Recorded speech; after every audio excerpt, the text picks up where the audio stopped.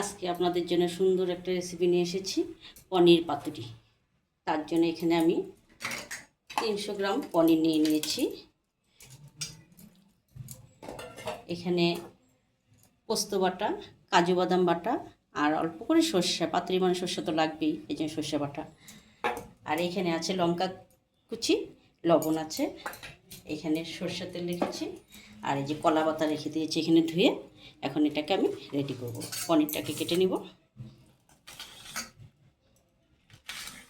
পনিরটাকে এরকম piece piece করে কেটে নিব।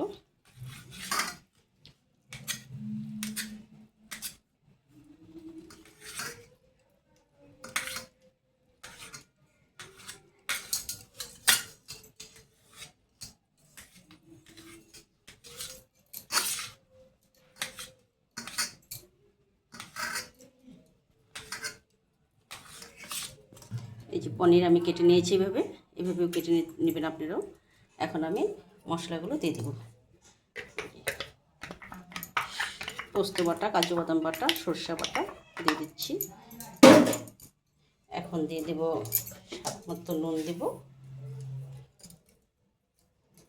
তারপরে দিয়ে দেবো একটু হলুদ গুঁড়ো, খুবটা বেশি দেবো না, অল্প দেবো। তারপরে দিয়ে দেবো লঙ্কা কুচি,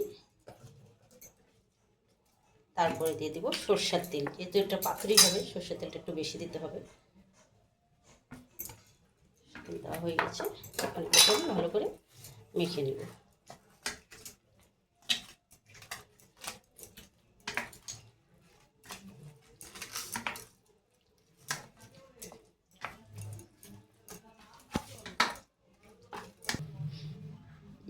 যে এখন মেখে নিয়ে কড়াই গরম হয়ে গেছে, সর্ষের তেল দিয়ে দিলাম।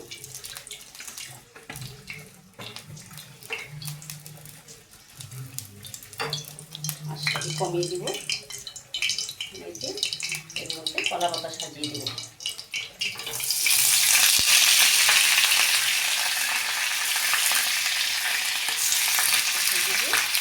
এটাকে ওর মধ্যে দিয়ে দেবো।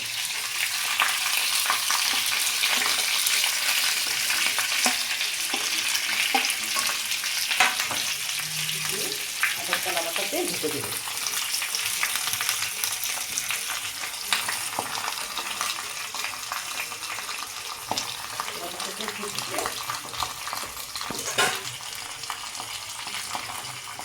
এই যে এখন ঢেকে দিলাম, এটা ঢেকে দিলাম। ঢেকে দিয়ে আঁচ কমিয়ে দিয়ে 10 মিনিট টাইম লাগবে। 10 মিনিটের মতো রেডি হয়ে যাবে।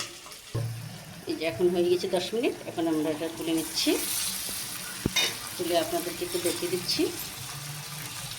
একটা কলারটা তুলে নিচ্ছি।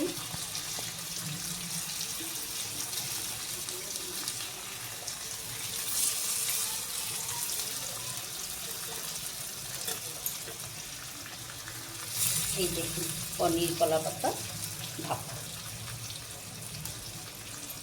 পাতুরি রেডি। আপনাদের পছন্দ হলে আপনারা এইভাবে করে খাবেন।